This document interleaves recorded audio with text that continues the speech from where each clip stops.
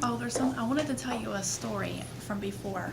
My grandmother, my mom, myself, and my daughter who's 2, her name is Scarlett.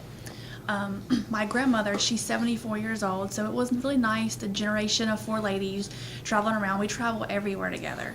And last year we decided to go to, in Pennsylvania, we went to the Amish country where all 4 states, intersect.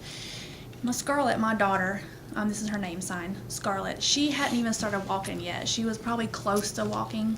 So we had just gotten there the first day. We were going to stay at a bed and breakfast, but that place, it was called Farm and Breakfast.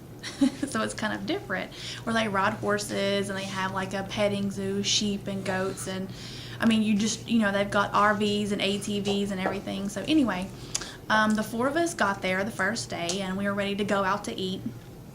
And, we were walking down to where we were going, and the sidewalk that was there was an old one. It wasn't level. There was some places that stuck up further than others. And my grandma was behind me, and she fell face down and her hands down on the ground. When she got up, she was like, "Oh, my arms hurt." I said, "Grandma, are you okay?" And my grandma's only 74 years old, and she still works. She's a very active lady. And so her wrist had already swollen.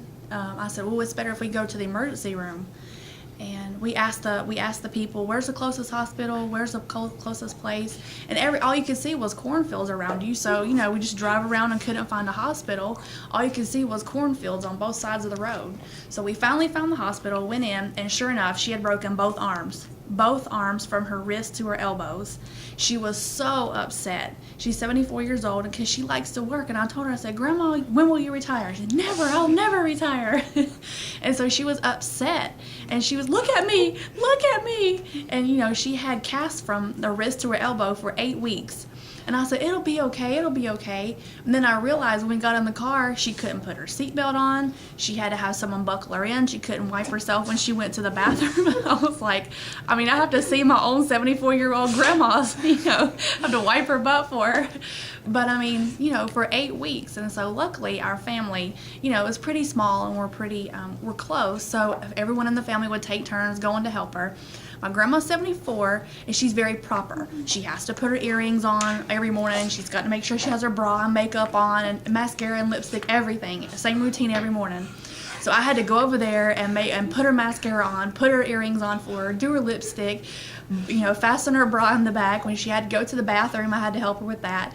And so when I went to the bathroom, I was shocked I didn't realize that she had no hair down there when she was bald. And I looked down and I was like, "Grandma," I said, "Well, whatever." I said, "We're close." I said, "Grandma, I didn't realize you had no hair. You're a bald eagle down there." And Grandma said, "Of course, the older you get, things start to fall, disappear, and your hair falls out. You don't have to shave anymore." I said, "Oh, good. I'm glad. I'm tired of shaving. I don't have to shave all the time." So anyway, 8 weeks was tough, all of us taking turns to take care of it. But one day she was so frustrated because it happened during the summertime. So she was like, "I want to blow my brains out." I was like, "Grandma, it'll be okay. Just be patient. You only got 4 weeks left." She said, "It feels like eternity." And so she finally got it off, and she had pins in her arms, in her wrist area. And she's got to go to like therapy and practice with the picking up like a soup can and do some basic exercises. So 2 weeks after she got it off, she was able to go back to work. But that was it was crazy. And so another good time, the 4 of us, we went on vacation. We go to Florida every year. That's something we do all the time. Oh, we went to the Bahamas one time, the 4 of us together, and I was trying to get her to go down the water slide, and she's never been on a water slide in her entire life. She's never flown on a plane. She's never flown anywhere. So her first flight was to the Bahamas. I was like, "Oh, aye." And so, 2 security came up to her and patted her down, and Grandma was like, "Oh my gosh." And so that was an experience. So I tried to make it a positive experience for her, going to the Bahamas. But and the Bahamas really, it was so cool going there because they have flea markets and and she just loves to negotiate and bargain. Just like here in North Carolina, you can negotiate and, at yard sale. There's really no difference between here and the Bahamas. And what are some other good trips we've been on? Let's see, we went to the Bahamas, Pennsylvania.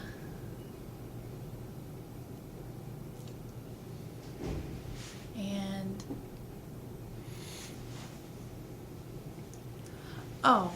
something else I want to tell you about my grandmother. I love my grandma so much. She's a very Southern lady. She never tells people directly what she means, the Southern way. And so I caught on to her a few weeks ago. A plumber had to come over to the house to fix some kind of pipe or something in the bathroom sink. And when he was done, he had mud from fixing the pipe all over his pants. And my grandmother in the living room, she's got a white sofa. And on the other side, it's like a darker colored chair or something. There's 2 chairs there. And Grandma looked and she saw him come through there with his dirty clothes or dirty pants on. And she said, "Would you have a seat right here?" And she guided him right to that dark one. And she got in front of the white sofa so he couldn't sit there. And she was like, "Would you have a seat here?" And it was funny because deaf people always would say, "Don't sit on my white sofa because you're dirty. Sit over there." It's more direct, but my grandmother was more proper and said, "Could you please have a seat over here?" So that was her way of saying it.